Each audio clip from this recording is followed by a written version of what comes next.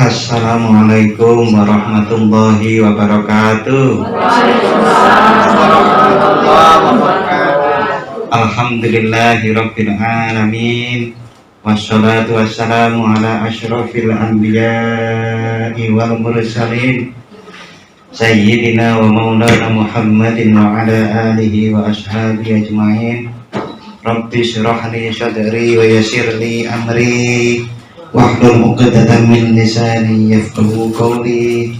Rabbi zidni ilma warzuqni fahma, amin ya rabbal alamin. Bapak-bapak, ibu-ibu yang saya hormati, wabil khusus kepada Bapak Kepala Sekolah dan para wakil kepala sekolah yang di MTS 1 Bandar Lampung, ngoten nggih? Beres nggih? Nggih. Benar nggih? Nggih. Bapak Ibu semuanya yang saya hormati, dan terkhusus juga ke Ibu Tri yang dari SMP Al Kausar niku senior saya, senior kami.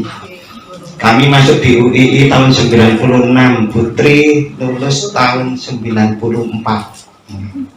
Alhamdulillah Allah Subhanahu wa taala menghendaki mempertemukan kita semuanya, dan sebagaimana doa tadi, mudah-mudahan apa yang kita perjumpaan kita, pertemuan kita ini membawa barokah, manfaat fid dini wad dunya wal akhirah. Amin ya rabbal alamin. Kadang-kadang terus ada yang tanya, Pak, ini pengajian atau seminar Pak kalau begini ini? Oh, kayak pengajian gitu. Banyak doanya, biasanya begitu katanya. Ya, ini karena seminarnya ada di MTS, di madrasah. Jadi separuh pengajian, separuh ilmiah. Karena kalau ilmiah semuanya itu jadinya orang barat, gitu, yang tidak mempergunakan hatinya, gitu. Nah, kalau hati semuanya tanpa mempergunakan ilmiahnya, itu namanya orang baperan. Apa-apa dibawa perasaan, tidak ada rasionya. Padahal Islam itu manusia diciptakan oleh Allah, ada akalnya, ada rasionya, ada hatinya, yang itu hendaknya dioptimalkan kedua-duanya menjadi manusia muslim. Nah, itulah manusia muslim, itu adalah yang mendaya gunakan pikirannya, perasaannya, tenaga, waktunya, uangnya, bakat jiwanya untuk jihad kepada Allah, jihad di jalan Allah. Ya, jihad kita sebagai guru begini nih, masa mau perang, guru kok perang, tembak duluan gitu. Ya, jihad kita adalah mengoptimalkan peran kita sebagai guru, sebagai dosen, bahkan juga sebagai orang tua, mungkin juga sebagai tokoh-tokoh di masyarakat untuk membawa misi dakwah Islamiyah. Nah, ini yang akan kami sampaikan itu adalah mengoptimalkan peran kita sebagai guru. Salah satu caranya ngajar agar lebih maksimal itu adalah dengan menggunakan blended learning. Loh, Pak, kok langsung ke situ? Alasannya apa? Bahwa blended learning itu bisa membuat pembelajaran lebih optimal. Kenapa Bu alasannya, Bu? Sebetulnya sudah tahu semua, cuma mau mengungkapkan itu masih malu. Tapi sebelum alasan itu saya kemukakan, mungkin nanti saya sampaikan dulu apa blended learning itu. Saya lama-lama kok enak berdiri kayaknya. Dan saya Bapak Ibu nggih. Jadi yang namanya blended learning itu adalah penggabungan pembelajaran dengan model lebih dari satu, atau dengan model dengan media, ada satu model, ada satu media, harus digabungkan antara online dengan offline. Dan itu yang paling banyak menurut analisis kami yang akan digunakan setelah dianggap new normal atau normal baru ini. Kita tidak bisa umpamanya kemudian masuk terus, itu sepertinya nanti ada kebijakan menurut saya. Ke depan itu ada kebijakan, mungkin 20% mulailah dengan online, dengan daring. Mengapa seperti itu?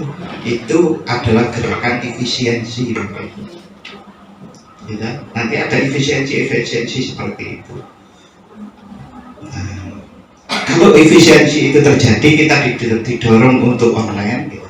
Berarti nanti lambat laun mungkin targetnya itu 50 online, 50 offline, 50 daring, 50 luring. Nah, saat itu terjadi maka kita membutuhkan media-media seperti ini. Nah, blended learning itu intinya adalah ide untuk menggabungkan antara daring dan luring. Tetapi konsep awalnya itu penggabungan dua media, dua model itu adalah sudah blended. Blended itu kalau di dalam kehidupan sehari-hari kita ada wortel, ada tomat, ada dicampur di blender. Bapak ini katanya wortel tomat jadinya bawang loh.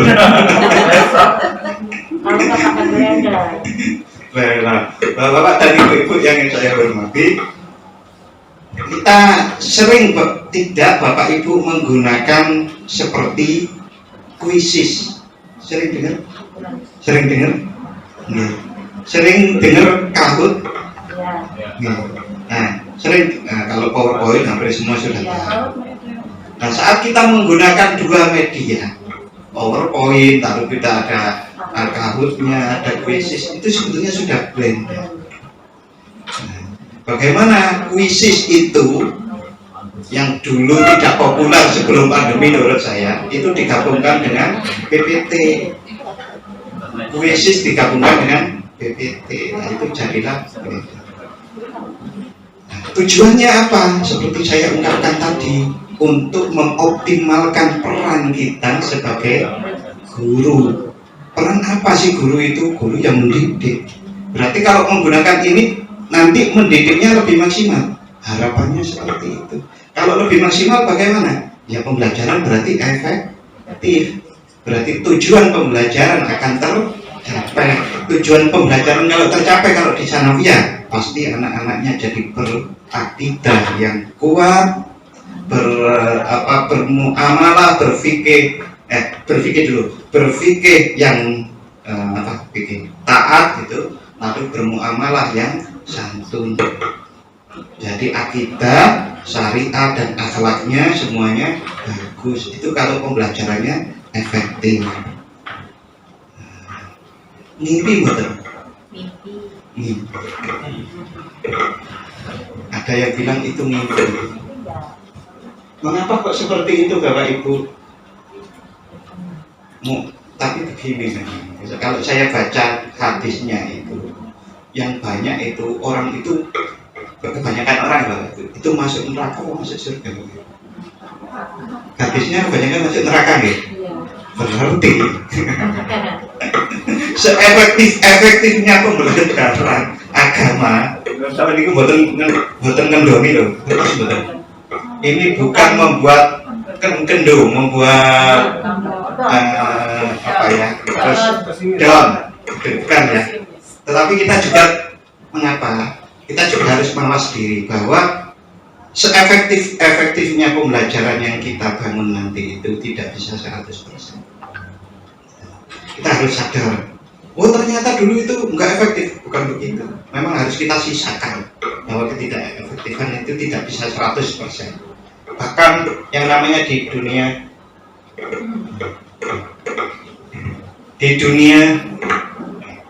dunia ilmu pengetahuan statistik Bapak Ibu, itu perhitungan pun itu selalu menyisakan paling tidak ditambah 5 atau 1%. Tidak ada satupun ilmuwan yang mengatakan 100% penelitian saya adalah benar.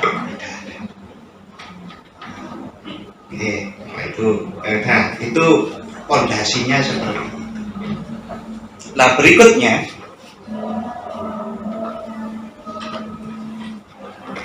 blended learning itu munculnya dari para ilmuwan seperti ini, ada face to face, ya, gampangannya tatap muka, lalu kemudian ada online learning, e-learning. Itu dulu setelah diteliti, tatap muka itu juga ada kelemahannya, online itu ada kelemahannya.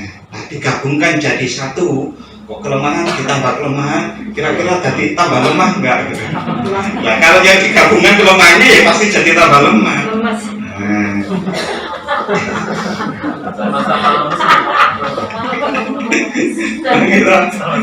Saat online learningnya itu ada kelemahan, lalu tatap muka ada kelemahannya. Nah, kelemahannya diminimalkan, digabungkan untuk saling menutupi kelemahan. Seperti seorang suami dan istri itu pasti ada kelemahannya, gitu. Saya itu ini juga dulu gitu, cerita dulu, biar gak ngantuk. Saya itu punya temen, tapi temennya tidak akan saya sebutkan namanya. Yang satu, yang putri itu semangatnya tinggi, yang laki-laki itu malesnya rada kebangetan. Kira-kira mengapa kok dipertemukan Bapak Ibu menjadi suami istri? Saling melengkapi, bukan sadar, betul sadar.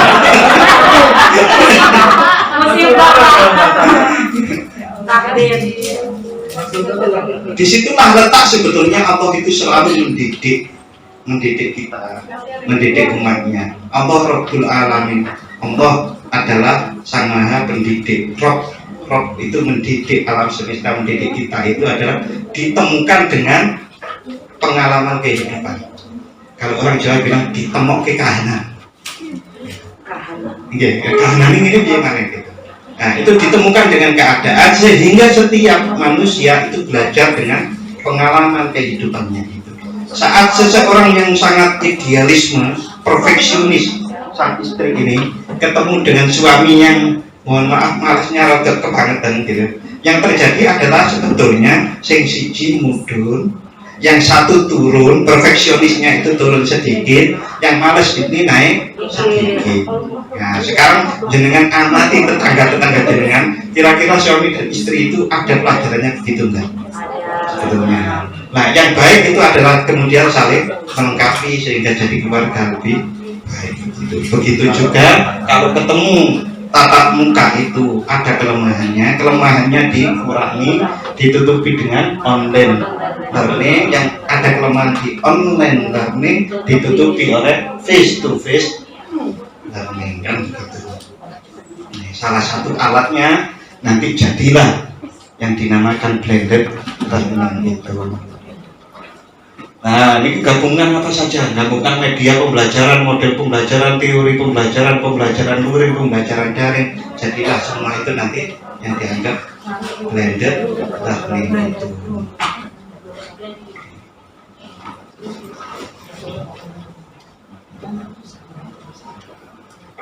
Tadi saya sudah ungkapkan tujuannya untuk saling menutupi kelemahan, bukan malah semakin kalau bahasa Jawa itu ngumbar ke nonton ke kelemahan orang gitu. Ada betul Bu, seorang suami memperlihatkan kelemahan istrinya. Biasanya nempel cerai tapi itu. Saya itu pernah penelitian ke pengadilan agama Bu. Nah, saya sama salah satu dosen Akhwalus Saksiyah itu menulis buku berjudul Mengabadikan Ikhtiar Mengabadikan Cinta Suami dan Istri. Nanti saya kasih PDF-nya. Tapi mau baca buatan gitu. Biasanya kan semangat, ada buku gitu kalau gitu kan. Kalau sudah bisa itu banyak. Nanti dibaca gitu Pak. Itu PDF-nya. Dalam? Ya nanti kita bagi ke Bu Romla, nanti kita kirim ke Bu Romla. Itu real penelitian dari lapangan Bapak Ibu. Jadi saya ke pengadilan agama, ketemu hakim, ketemu panitera, lalu ketemu yang mau cerai, yang gugat cerai maupun yang menceraikan. Kalau gugat itu kan dari wanita, dari istri. Kalau yang dari suami yang mau cerai namanya apa? Penggugat. Nah, itu ada yang umurnya tua, 60 tahun lebih sudah pensiun, itu mau cerai juga. Nah, dari situ saya jadikan begini, saya cari kelemahannya yang ada dari hakim itu, lalu dari panitera, lalu dari yang mau cerai itu, sebetulnya mereka yang mau cerai itu kenapa? Nah, dari penyebab-penyebab perceraian itu kita cari solusi secara teoritis. Solusinya ada psikologis sama solusi agamis. Jadi agama dan psikologis kita gabungkan jadi satu, lalu kita coba menyelesaikannya, ditulis jadi buku, bukunya diuji cobakan. Nah, bukunya diuji cobakan. Itu berbeda dengan buku-buku biasa. Buku ini diuji cobakan. Diuji cobakan, lalu kita minta yang baca itu memberi komentar, memberi masukan. Pertanyaannya, mampu tidak buku ini menggagalkan orang yang mau cerai? Nah, gitu. Jawabannya bodoh. Buku itu tidak. Tapi saat pertanyaan, apakah buku ini mengantisipasi terjadinya keinginan untuk bercerai? Bisa. Nah, gitu. Karena kalau sudah orang mau daftar cerai, mau cerai itu kalau digagalkan ternyata wes sudah pokoknya makanya jangan daftar. Jangan sampai daftar ya, karena itu akan kejadian terlalu sulit untuk digagalkan. Jangan beli tiket. Oke, Bapak Ibu yang saya hormati, jadi kita kembali ke sini ya. Ini tadi ada nggak orang yang membuka kelemahan-kelemahan sampai kemudian ke buku itu ya. Ini tujuan dari blended learning, saling menutupi kelemahan online dan offline. Ini termasuk ini mungkin Dede Rosada, panjenengan di Kemenang mestinya sangat tahu orang ini. Pembelajaran dengan sistem konvensional tatap muka saat ini masih kurang sesuai dengan perkembangan teknologi. Kita tidak bisa menolak teknologi, tidak usah berkembang di Bandar Lampung, itu nggak bisa, gitu kan? Kalau nggak bisa Bandar Lampung, gimana kalau MTS? MTS menolak perkembangan teknologi, nggak mungkin juga kan sepertinya, nggak mungkin. Bahkan yang di pesantren saja itu tadi nanti dilarang membawa HP.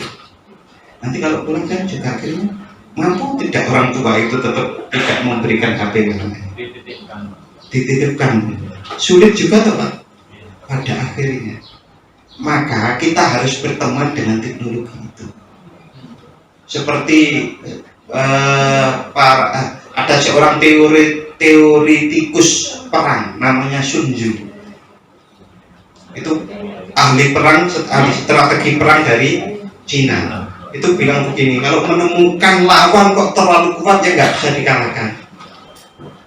Caranya gimana? Ya sudah, jadikan teman saja lawan itu. Dan ya, lalu jelas nggak bisa dikalahkan ya kita jadikan sekutu. Teknologi itu terlalu kuat loh. Kita terlalu sulit. Maka yang bisa kita lakukan adalah membuat, kalau teknologi informasi itu bagaikan air bah di zaman Nabi Nuh, maka yang bisa dilakukan adalah membuat bahtera. Membuat bahtera untuk kita menyelamatkan diri, atau membuat sampan. Kalau nggak bisa bahtera yang besar adalah sampan, agar kita bisa selamat dari banjir itu. Sampan, bahtera itu namanya literasi digital. Pasti sering dengar. Nah, literasi digital. Melek, kok istilahnya kok melek ya? Kok nggak melindir nonton? Jadi melek digital itu bagaimana kita tidak terseret air banjir teknologi ini yang kemudian menenggelamkan, menghanyutkan, bahkan bisa membunuh kita. Tetapi kita bisa berselancar di atas banjir itu dan mengikuti irama, tidak hanyut. kita masih tetap bisa mengarahkan batra maupun sampan kita sesuai dengan tujuan kita. Nah, peran guru itu adalah menunjukkan hal ini kepada murid agar murid itu tidak terseret oleh hal-hal yang merugikan dari teknologi dan informasi secara umum.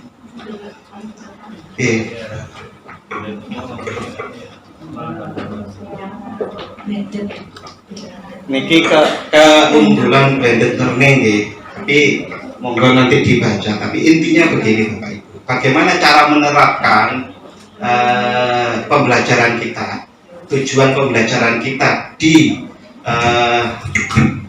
blended learning. Intinya ternyata tetap kalau di perguruan tinggi namanya RPS, rencana pembelajaran semester. Kalau jenengan itu RPP, intinya di RPP. Jadi pembelajaran itu direncanakan sedang mungkin. Jam 7 masuk, itu kira-kira jam 7 sampai jam 7 10 menit itu apa yang dilakukan? Pokoknya jam 7 sampai jam 7 10 menit masih siswa itu mempelajari video pembelajaran. Ya. Tidak harus membuat video pembelajaran Bapak Ibu, karena sudah tersedia, apalagi di dinas di Kemenaker sudah disediakan. Cuma nuwun diperiksa nih, saya satu kali saya menemukan itu materi dengan evaluasinya itu agak jauh. Jadi materi babnya saya lihat evaluasi kok jauh sekali. Apakah memang anak harus disuruh membaca sendiri? Iya sih, tapi kalau jauh begini itu ya nggak ada jeluntrungannya, nggak jelas, nggak jelas arah gitu, arahnya kurang jelas. Sehingga itu jenengan periksa dulu kalau mau memakai media yang sudah ada itu, kalau ya cari yang pas lah, kalau yang nggak pas yang bisa digunakan. Pokoknya begitu, 10 menit berarti mempelajari video itu mungkin 7 menit gitu kan, 5 menit gitu. Nah, lalu Bapak Ibu, ini kan online-nya ya. Kalau itu di kelas juga seperti itu. Oke, kita buka YouTube-nya atau LMS atau Google Classroom atau apa yang kita gunakan ini. Nah, dipelajari dulu. Nah, sekarang silakan, umpamanya setelah 10 menit ada pertanyaan. Nah, kalau tidak ada pertanyaan ya seperti biasa dipancing tapi lewat tulisan. Nah, di menit ke begini gitu kan, atau yang bagus lagi Bapak Ibu memang kalau ditaruh umpamanya itu Pak, nomor vouchernya ini nanti yang menang dapat apa gitu, itu semangat kuota. Sesudah tanya jawab kemudian diberi evaluasi. Nah, kita gunakan yang namanya quizzes tadi, Kahoot tadi. Siapa yang sudah pernah menggunakan quizzes? Dapat tunjuk tangan. 1, 2, 3. Oh, belum banyak ya? Kalau belum banyak, nanti yang belum bisa tanya yang sudah ya. Ini pakarnya. Ya, oke. Oke. Jadi ini sangat penting Bapak Ibu. Kalau perlu nanti Pak pasien Pak Winarno diberi kesempatan, jangan minta ngelatih yang lebih detail. Lebih detail itu maksudnya mulai dari membuat akun quizzes sampai menggunakannya. Oke. Yang gratisan mawon. Yang gratisan saja ada. Tapi kalau umpamanya satu sanawiyah sepakat untuk di yang premium nggak apa-apa, bagus lagi. Kalau yang gratisan tidak bisa mengupload video bahkan link YouTube saja nggak. Untuk kuis Bu, karena kan sudah materi kita sampaikan, pendalaman sudah kita sampaikan, kan dicek secara pakai quizzes itu, apakah yang kita sampaikan lewat video, lewat tanya jawab tadi sudah tercapai atau belum. Kan pakai quiz seperti itu. Bahasa kita dulu itu ulangan, tes harian, atau tes formatif. untuk mengecek ketercapaian materi apakah sudah diterima siswa dengan baik atau tidak. Nah itu dalam waktu 40 menit itu pun sudah cukup sebetulnya. Kita menyampaikan materi 10 menit, pendalamannya 15 menit, tanya jawabnya 5 menit, 10 menit, habis itu langsung kuis itu. Nah, dari situ, dari kuis itu sebetulnya langsung kita bisa lihat feedbacknya. Oh ternyata kita buat soal kan harus sesuai dengan tujuan pembelajarannya itu. Kalau di kampus namanya CPMK, kalau di sekolah apa ya? Tujuan bab itu ya. Nah, kan ada tujuan bab, umpamanya siswa mampu mempraktekkan haji di dalam haji minim manasik haji namanya begitu. Nah, tentu kalau kemudian soalnya itu matching dengan tujuan pembelajaran itu, kuisis sudah menyediakan nomor ini itu ketercapaiannya cuma 60%, pokoknya itu di bawah KKN. Nah, berarti murid-murid di kelas itu satu kelas masih belum lulus untuk bab ini. Nah, di kuisis itu juga menyediakan, ya Pak Winarno. Nanti betul nggih Pak bisa belajar Pak Winarno lebih lanjut. Itu ada yang multiple choice. Itu biasanya kita gunakan untuk mengungkap ranah kognitifnya. Nah, nanti ada uraiannya. Nah, uraiannya itu bisa jadi kita bikin kasus, lalu siswa-siswa menjawab yang itu menunjukkan sikap. Polling juga bisa. Nah, dengan begitu paling tidak secara kognitif maupun afektif itu sudah bisa terpenuhi, tercapai. Itu biasanya 1 jam mata pelajaran 45 menit ya? 40 ya, bisa kok cukup. Nah, Bapak Ibu, ini ada satu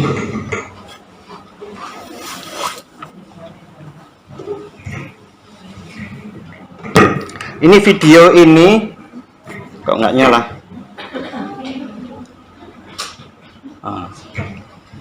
Jadi Bapak Ibu nanti bisa membuka s.id /blended 1. Karena kalau saya putar di sini nanti nggak cukup, waktunya lama.